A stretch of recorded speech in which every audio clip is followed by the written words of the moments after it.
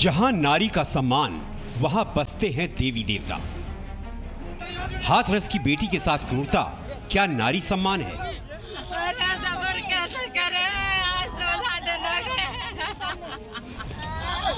कैसे सबर करे?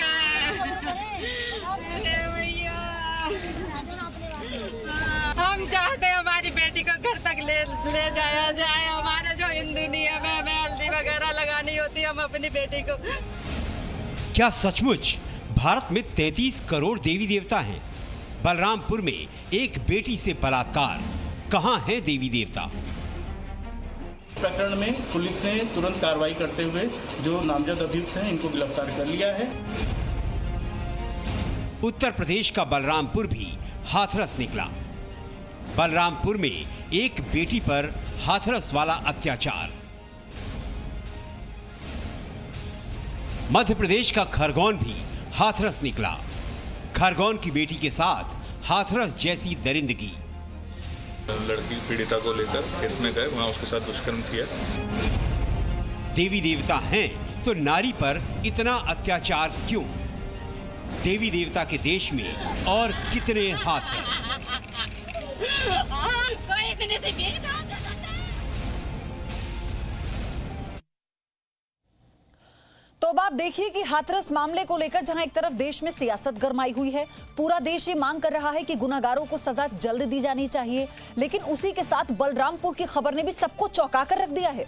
क्योंकि बलरामपुर में भी एक मासूम के साथ जब दरिंदगी का मामला सामने आया तो ये सवाल सबके जहन में फिर से कौंधने लगा कि आखिर इस देश में बेटियां महफूज कब होंगी।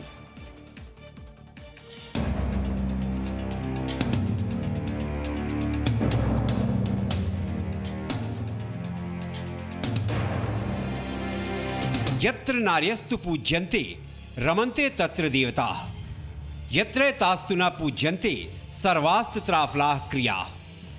इसका मतलब जहां स्त्रियों की पूजा होती है वहां देवता निवास करते हैं, और जहां स्त्रियों का सम्मान नहीं होता है वहां किए गए समस्त अच्छे कर्म निष्फल हो जाते हैं। ये वो देश है जहां देवों से पहले देवियों का नाम लिया जाता है। सीताराम, राधे कृष्ण, लक्ष्मी नारायण, उमा शंकर, ये नाम हमारी संस्कृति और सभ्यता के परिचायक हैं। और तो और द्वापर युग में महाभारत और त्रेता की रामायण में राम रावण युद्ध भी नारी के सम्मान के लिए लड़ा गया। लेकिन दुर्भाग्यवश 21वीं सदी के भारत में बेटियां सुरक्षित नहीं हैं। हाथरस में 19 साल की बेटी से गैंगरेप की घटना ने देश को हिलाकर रख दिया है। पीड़िता के साथ जिस तरह की बेरहमी की गई उससे पूरे देश में आक्रोश है। हाथरस की बेटी की चिता की आग भी ठंडी नहीं हुई कि उत्तर प्रदेश के ही बलरामपुर में एक और बेटी को बलात्कारियों ने मार दिया। महज 22 साल की थी वो। अभी तो ढंग से सपने भी देखना शुरू नहीं किया था। हाँ, परिवार ने अपनी बेटी के लिए बड़े बड़े अरमान पाल रखे थे, लेकिन 29 सितंबर की तारीख ने परिवार के अरमानों को चकनाचूर कर दिया। एक बेटी के सपनों को टुकड़े टुकड़े कर दिया।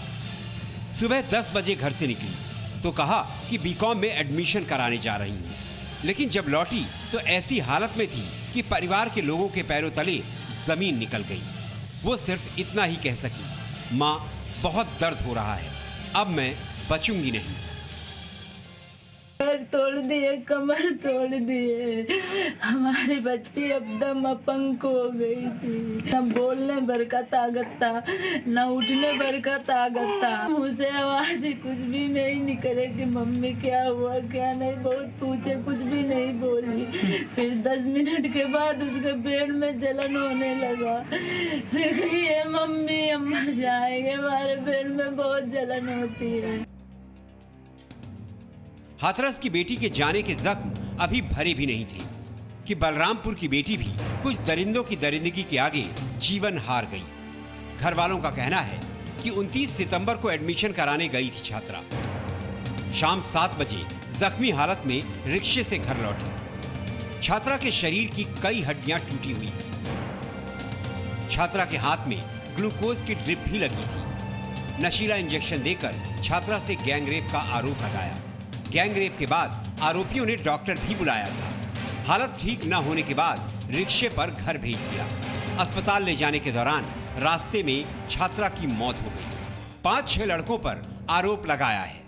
2 आरोपी गिरफ्तार हो गए हैं। नशे का इंजेक्शन देकर छात्रा से गैंगरेप किया गया है। इतना कह रही थी कि पापा मैं मर जाऊंगी, मेरे पेट में बहुत दर्द हो रहा है। फिर हम लोग गाड़ी मंगवा के मैंने बगल में एक डॉक्टर था उसको दिखाया। उसने कहा कि भैया ये बचेगी नहीं, बाहर ले जाइए। बलरामपुर की ये छात्रा भी हाथरस की तरह दलित समाज से ताल्लुक रखती है। 22 वर्ष की इस बेटी के साथ घिनौनी हरकत करने वाले एक विशेष समुदाय से आते हैं। पुलिस ने अब तक 2 आरोपियों को गिरफ्तार कर लिया है, जिनमें से एक नाबालिग है। कि इन लड़कों ने किसी डॉक्टर के पास ले जाकर के हमारी लड़की का इलाज कराया और लड़की के साथ हमारे बलात्कार किया। और लड़की की जब हालत खराब हुई है तो उसको उन लोगों ने हॉस्पिटल ना ले जा करके उन्होंने घर पर वापस भेज दिया।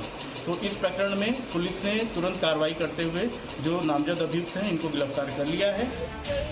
मां सदमे में है।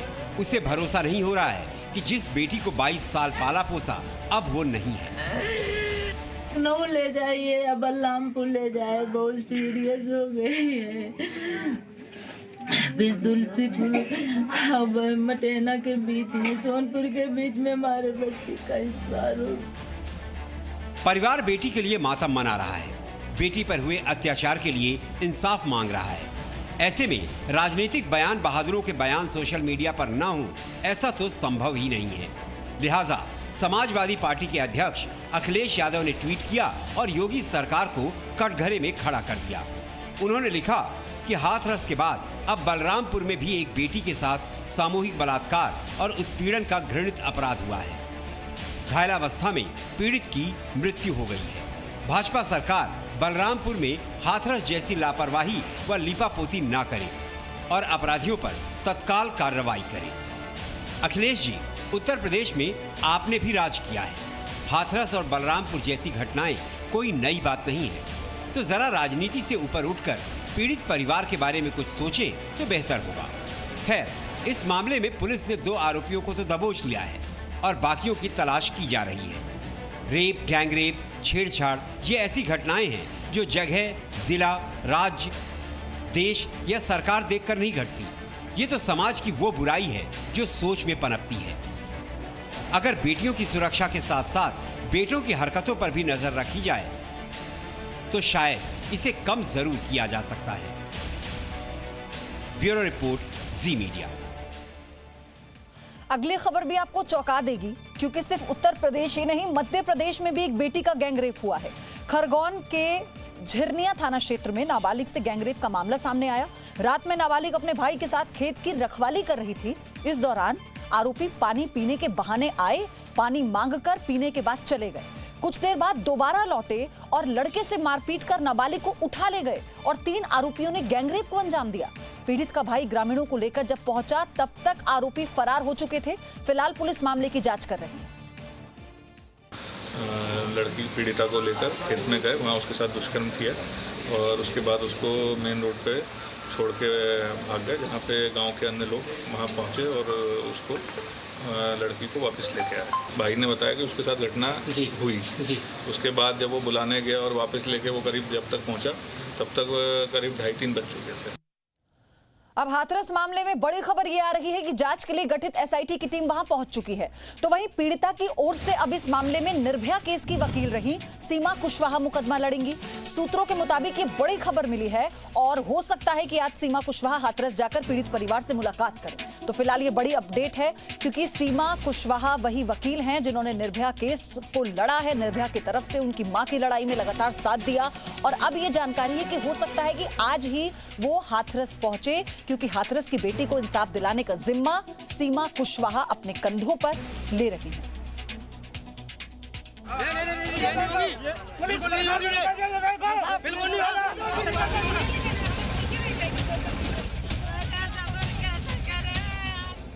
रात के अंधेरे में ये हाथरस की निर्भया और पुलिस के हाथों हुए सत्य के अंतिम संस्कार की तस्वीरें हैं। रात करीब 2:30 बजे ये यूपी पुलिस की संवेदनहीनता की तस्वीरें हैं।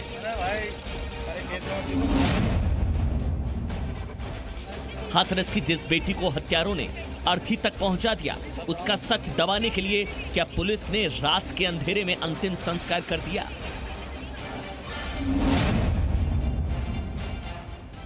हाथरस की बेटी का बचपन जिन खेत खलियानों में बीता, वहीं उसकी चिता जल गई।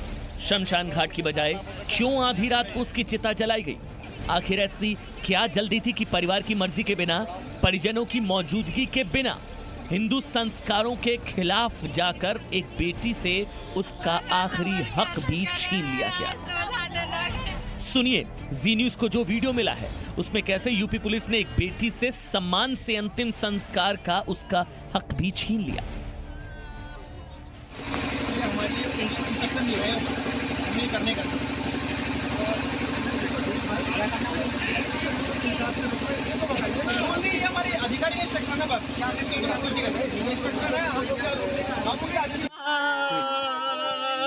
क्या चाहती हैं आप? हम चाहते हैं हमारी बेटी को घर तक ले जाया जाए। हमारा जो हिंदू नियम है, हमें हल्दी वगैरह लगानी होती है, हम अपनी बेटी को हल्दी वगैरह लगा के हमारी आखिरी बच्ची की विदाई है। अब लौट के तो दोबारा नहीं आएगी। हम अपनी बच्ची की अपने घर से ही, दरवाजे से ही विदाई करना चाहते हैं। यानी जिस बेटी का हक था कि उसकी अर्थी उसके घर से निकलती, हल्दी लगाई जाती, परिवार आखिरी विदाई देता, घर परिवार समाज के लोग आखिरी बार बेटी को कांधा देते, उसके साथ कितनी क्रूरता हुई। हिंदू धर्म में कहा जाता है कि रात के अंधेरे में अंतिम संस्कार नहीं करना चाहिए। गरुड़ पुराण के मुताबिक अगर अंतिम संस्कार सूर्यास्त के बाद किया जाता है तो मरने वालों को परलोक में कष्ट भोगने पड़ते हैं और अगले जन्म में उसके अंगों में खराबी हो सकती है। इसकी वजह से सूर्यास्त के बाद दाह संस्कार उचित नहीं माना गया, ताकि मरने वाले को अगले जन्म में कोई कष्ट ना भोगना पड़े।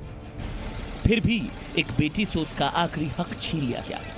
ना तो माँ बेटी को आखिरी बार छू पाई, ना पिता आखिरी बार बेटी को देख पाया, ना भाई बहन की कलाई पकड़ पाया और ना रिश्तेदार विदाई दे पाए। सब अंतिम दर्शन उसी में दर्शन करो। तुम इस बात को मानो, मैं तुम्हें समझा रहा हूँ, ठीक है?